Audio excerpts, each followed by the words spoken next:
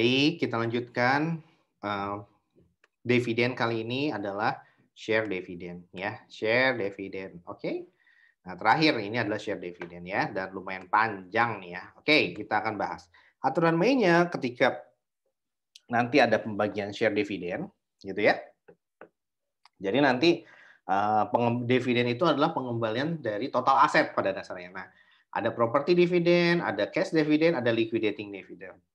Nah, semuanya itu adalah bentuk pengembalian investasi atas kepemilikan saham di perusahaan tersebut. Nah, kalau share dividen justru malah ditambahin investasinya gitu ya. Karena bukan dalam bentuk pengembalian porsi dari total asetnya ya. Cash sama investment itu kan adalah bagian dari aset. Nah, sedangkan ini malah apa? Malah ditambahin gitu sahamnya ya. Nah, itulah share dividend ya. Oke, nah caranya gimana? Caranya diberikan dengan basis prorata, artinya berdasarkan persentase dari kepemilikan, ya, persentase kepemilikan pada saham tersebut. Nah, pada dasarnya ada dua pendapat, ya. Pendapat satu ya terkait treatment terkait share dividen ini. Pendapat satu pada saat pengumuman dividen mengatakan bahwasanya harus dicatat dengan par method. Maksudnya apa, Pak? Maksudnya perusahaan mentransfer nilai par saham dari RE ke OSDD, ya, ke ordinary share dividend distributable ya. Jadi porsi dari RE gitu ya. Kan biasanya itu kan RE ya pada dividends payable ya. Nah, apa namanya? Dividends payable ini kan adalah hutang ya. Iya dong, hutang non current liabilities ya. Berada pada sisi liabilitas ya. Tetapi kalau yang ini enggak, kalau share dividend nanti judulnya RE pada apa? Pada OSDD, ordinary share dividend distributable. Kalau dividen payable posisinya di current liability, kalau OSDD posisinya bukan di current liability, tetapi di mana? Di equity, ya, di equity. Nah, itu bedanya ya. Jadi kalau share dividend itu sebetulnya ya kita bukannya pengembalian total aset tapi menambahkan porsi kepemilikan dari si pemegang saham ya. Menambahkan yaitu saham biasanya ya. Seperti itu.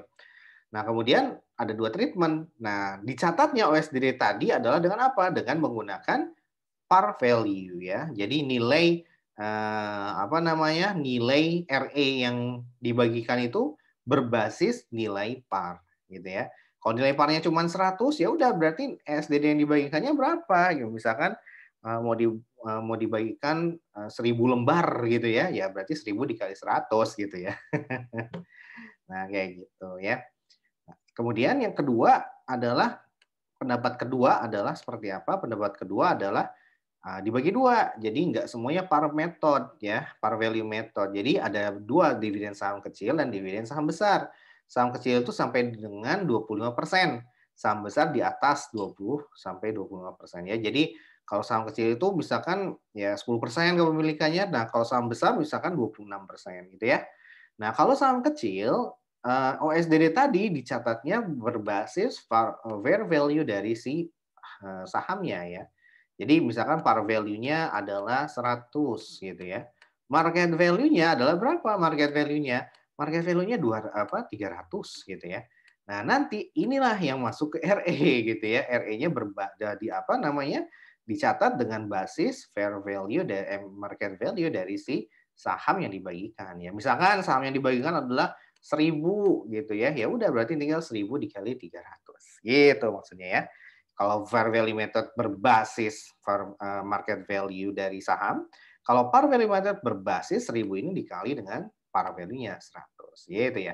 Nah, kapan digunakan par value? Pada dasarnya kalau dia sahamnya besar ya, pembagian OSDD-nya, dividend share dividend itu di atas dari 25% dari total outstanding shares ya. Maka menggunakan par value method ya, seperti itu.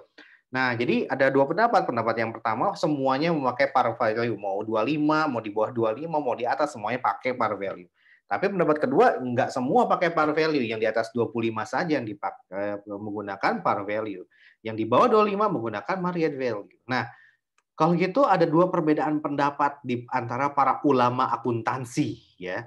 Nah, pendapat mana yang dipilih? Nah, pendapat satu akhirnya ya, yang dipilih oleh siapa? Oleh Mbah Kieso ya, oleh Mbah Kieso. Nah, seperti itu. Mbah Kieso, Mbah Jambrong gitu ya. Nggak ada yang bukan ya, Mbah Kieso aja. Oke, jadi pendapat satu lah yang dipilih. Ketika ada pembagian share dividen, maka kita gunakan par value method. Nah, kayak aturan main yang ketiga adalah apa? Bahwa ketika ada pembagian share dividen, maka total equity tidak mengurangi jumlah ekuitas perusahaan, ya. Nah, dan kalau misalkan dividen sahamnya dibagikan yang dibagikan itu adalah apa? Adalah saham treasury, maka nilai yang dibagikannya itu bukan par value dari si saham biasanya, tetapi dari cost dari si treasury shares yang kita bagikan, ya seperti itu. Nah, seperti itu ya. Jadi basisnya adalah par value method, tapi kalau yang dividen sahamnya dalam bentuk saham treasury yang dibagikan, saham treasury itu adalah saham biasa yang dibeli kembali oleh perusahaan ya. Maka nanti ketika pembagian dividennya RE-nya dicatat dengan menggunakan nilai dari cost dari si treasury shares-nya ya yang ini.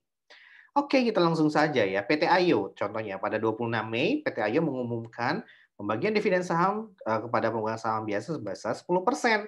Nah, 10% ini kan kalau pendapat kedua tadi di bawah 25% ya, maka dengan menggunakan market value ya, market value method. Akan tetapi kan kita tidak memakai yang ini, kita pokoknya gebiah-uya aja, mau berapapun nilainya pemakai par value method.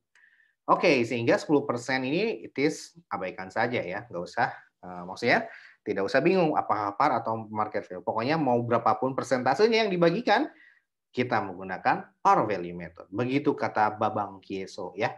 Oke, sekarang saat itu total saham biasa, total outstanding ya adalah 20 juta. Kemudian par value-nya adalah 100 ya.